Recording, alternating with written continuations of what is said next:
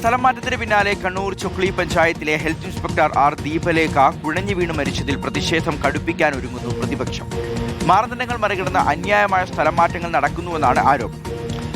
ചൊക്ലി FHCയിൽ എത്തിയിട്ട് 3 മാസം മാത്രമായിരുന്ന ദീപലേഖയെ മട്ടന്നൂരിലേക്കും പിന്നീട് പിണറായിയിലേക്കും മാറ്റി ഉത്തരവിറക്കിയിരുന്നു. ആരോഗ്യ പ്രശ്നങ്ങൾ ചൂണ്ടിക്കാട്ടി നൽകിയ പരാതി പരിഗണിക്കാതെയാണ് സ്ഥലം മാറ്റം നടപ്പാക്കിയതെന്നും മനോവിഷമമാണ് മരണത്തിലേക്ക് നയിച്ചതെന്നും ആരോപണം ഉയരുന്നുണ്ട്. അഭിജിത്ത് മുഴക്കുന്നുണ്ട് വിശദാംശങ്ങൾ നൽകാൻ. അഭിജിത്ത്, ആവശ്യപ്പെട്ടിട്ടും ഈ മാറ്റത്തിൽ ആരോഗ്യ പ്രശ്നമാണ് ചൂണ്ടിക്കാണിച്ച ഇങ്ങനെയൊരു പരാതി നൽകിയിട്ടും അത് പരിഗണിച്ചില്ല, ഒരു മാനുഷിക പരിഗണന പോലും നൽകിയില്ല എന്നുള്ളതാണ്. അതിന്റെ ഒരു മനോവിഷമം അവർക്ക് ഉണ്ടായിരുന്നു എന്നുള്ളതാണോ മനസ്സിലാക്കുന്നത്? എന്താണ് ഇനിയുള്ള നീക്കം? പ്രതിപക്ഷത്തിന്റെ പ്രതിഷേധം കടുപ്പിക്കാൻ തന്നെയല്ലേ?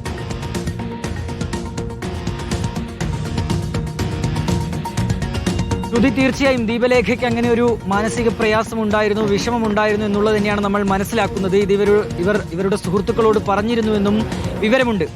ചൊക്ലി പഞ്ചായത്തിൽ യോഗം നടക്കുന്നതിനിടയിലാണ് ദീപലേഖ കുഴഞ്ഞു വീഴുന്നത്. ഉടൻ തന്നെ ആശുപത്രിയിലേക്ക് എത്തിച്ചിരുന്നു. പക്ഷേ അവരുടെ ജീവൻ രക്ഷിക്കാൻ കഴിഞ്ഞില്ല. ഇവിടേക്ക് ചൊക്ലിയിലേക്ക് എത്തിയിട്ട് അവർ മാസങ്ങൾ മാത്രമാണ് ആകുന്നത്.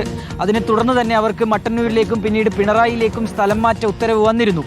അപ്പോൾ ആരോഗ്യ പ്രശ്നങ്ങളൊക്കെ ദീപലേഖ ചൂണ്ടിക്കാട്ടിയിരുന്നു. നേരത്തെ ഒരു അപകടം ദീപലേഖയ്ക്ക് സംഭവിച്ചതിനെ തുടർന്ന് വിശ്രമത്തിലായിരുന്നു. അത് കഴിഞ്ഞാണ് ചൊക്ലിയിലേക്ക് ജോലിക്കായി എത്തുകയും ചെയ്യുന്നത്. പക്ഷേ ഈ ആരോഗ്യ പ്രശ്നങ്ങളുണ്ട്, ഇങ്ങനെ അടിക്കടിയുള്ള സ്ഥലം മാറ്റങ്ങൾ നൽകരുത് എന്നുള്ള വിവരം അറിയിച്ചിരുന്നുവെങ്കിൽ കൂടി അതിൽ നിന്ന് പിന്നോട്ട് പോയില്ല. അതിൻ്റെ ഒരു മാനസിക പ്രയാസം, വിഷമമൊക്കെ ദീപലേഖയെ അലട്ടിയിരുന്നു എന്ന് തന്നെയാണ് ഈ ഘട്ടത്തിൽ ബന്ധുക്കളും അതോടൊപ്പം തന്നെ സുഹൃത്തുക്കളുമൊക്കെ പറയുന്ന കാര്യം. ഏതായാലും ഈ വിഷയത്തിലാണ് ഇപ്പോൾ ശക്തമായ ഒരു പ്രതിഷേധത്തിലേക്ക് പ്രതിപക്ഷ യുവജന സംഘടനകൾ കടക്കാൻ ഒരുങ്ങുന്നത്. നേരത്തെ പരിയാരത്തും ഇതിന് സമാനമായ ഒരു വിഷയമുണ്ടായിരുന്നു. കാസർഗോഡും ഇത്തരത്തിലുള്ള വിഷയം നമ്മൾ കണ്ടതാണ്. ഏതായാലും ദീപലേഖയുടെ ആവശ്യം പരിഗണിച്ചില്ല. ആ പരിഗണിക്കാതിരുന്നതാണ് ഇങ്ങനെയൊരു മരണത്തിലേക്ക് നയിച്ചത് എന്നുള്ളത് തന്നെയാണ് ഇപ്പോൾ വിമർശനമായി ഉയരുന്നത്. ശക്തമായ പ്രതിഷേധങ്ങൾ കൂടി വരും ദിവസങ്ങളിൽ ഉണ്ടാകും. ഇന്നിപ്പോൾ ദീപലേഖയുടെ പോസ്റ്റ്മോർട്ടം നടക്കും ശ്രുതി.